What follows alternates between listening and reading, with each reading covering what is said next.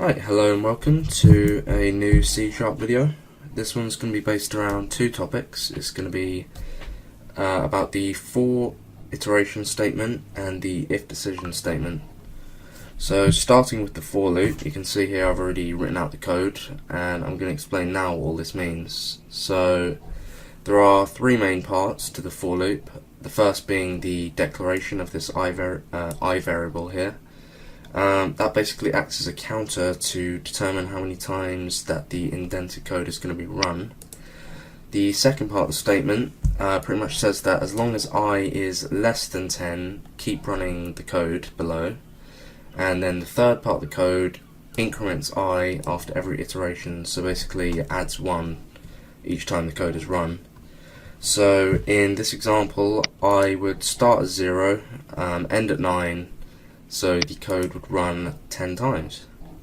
You can see here, if I type out console.writeLine, print anything, just hello, and then I run the code, it should run 10 times. Yep.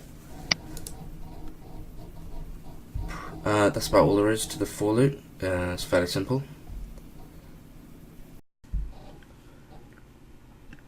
Okay, so now we're going to move on to the if decision statement, and what this does is it runs a block of code based on whether a certain condition is true. So to do this, you start by typing if, and then in brackets you define your condition that you want to check, usually by either comparing two values to see if they're equal or not equal, or if they're integers you could check whether one's larger than the other or smaller.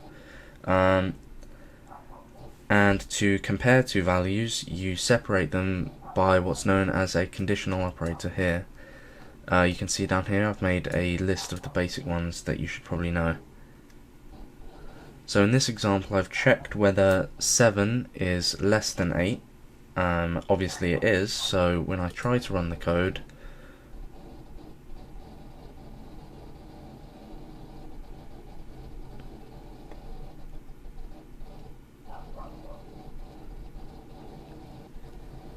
it does indeed print successfully. However, if I were to change the sign to check instead whether 7 is greater than 8, which obviously it's not, the indented code won't be run.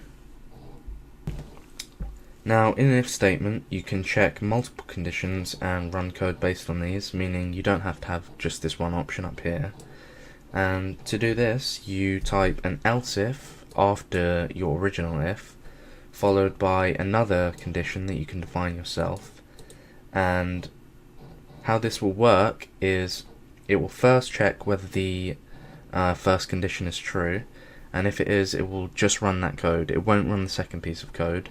However, if the first condition is not met, it will move on to the next else if statement and check whether that condition's met, and if it is, it will run that code instead.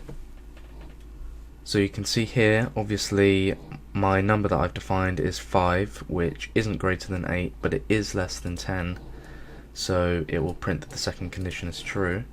However, if I swap this sign, it will only run the first condition, it will only run the code in the first condition, because this is true.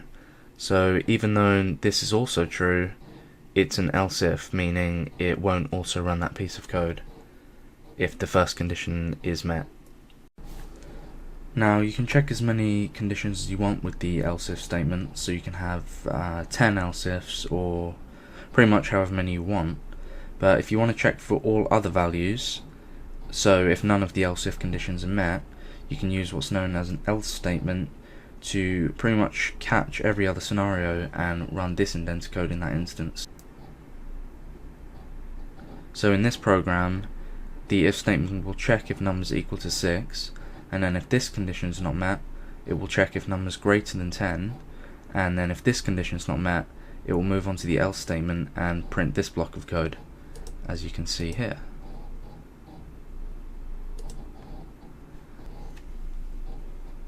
That's about all there is for this video, so if you found it useful, leave a like and leave any suggestions in the comments. Thanks.